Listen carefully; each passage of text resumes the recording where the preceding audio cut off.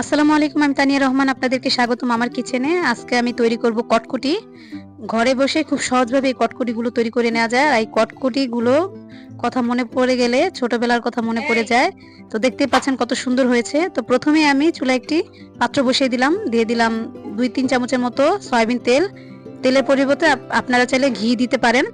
তারপরে এখানে দিয়ে দেব 1.5 কাপের মতো চিনি। আমি মেজারমেন্ট কাপে 1.5 কাপ চিনি দিয়েছি। দিয়ে দিলাম সামান্য কিছুটা পানি। এবার চিনিটা গলে যাওয়া পর্যন্ত অপেক্ষা করব। এই তো দেখতে পাচ্ছেন চিনিটা কি সুন্দর গলে যাচ্ছে। তো আপনাদের কারো কাছে যদি আমার ভিডিও ভালো লেগে থাকে তাহলে লাইক কমেন্ট করে দিবেন এবং সাবস্ক্রাইব করে আমার পাশেই থাকবেন।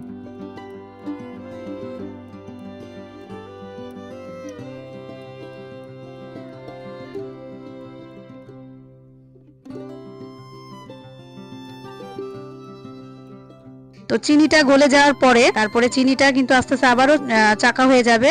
দেখতে পাচ্ছেন আমি কিভাবে কাজটি করছি। তো অনবরত নাড়তে হবে, নাড়া থামানো যাবে না।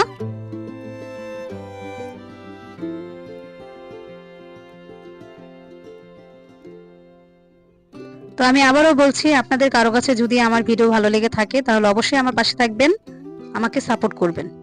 এই তো দেখতে পাচ্ছেন চিনিটা কিন্তু আবারও চাকা হয়ে গিয়েছে।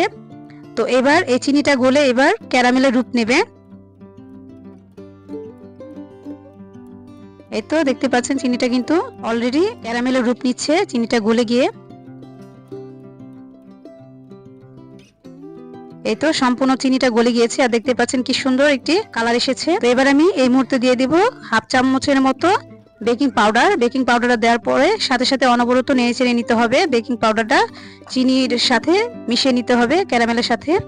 তো এবার এই পর্যায়ে আমি দিয়ে দিব 1 কাপের একটু কম বাদাম। এই বাদামটা আমি ভেজে নিয়েছি, ভেজে তারপরে বাদামটা আমি ভেঙে দিয়েছি। এবার বাদামটা দেওয়ার পরে অনবরত নেড়েচেড়ে নিতে হবে। নেড়েচেড়ে নেওয়ার পরে যখন একটু আঠালো ভাব হয়ে যাবে ওই মুহূর্তে আমি চুলা থেকে নামিয়ে নেব। তো আমি যেই পাত্রে এই কটকটিটা বসাবো সেই পাত্রে আমি তেল ব্রাশ করে নিয়েছি। আমি আজকে স্টিলের একটি প্লেটে এই কটকটিটা বসাবো। তো সেই স্টিলের প্লেটে আমি তেল ব্রাশ করে রেখেছি আগে থেকেই। তো আপনারা চাইলে স্টিলের প্লেটের উপরে বা অন্যান্য কোনো প্লেটের উপরও নিতে পারেন। সেই ওই যে প্লেটই নেন না কেন সেই প্লেটের উপরে একটি কাগজ বিছিয়ে সেই কাগজের উপরে তেল ব্রাশ করে নিতে পারেন। এই তো হয়ে গিয়েছে। এবার আমি প্লেটে ঢেলে দিলাম।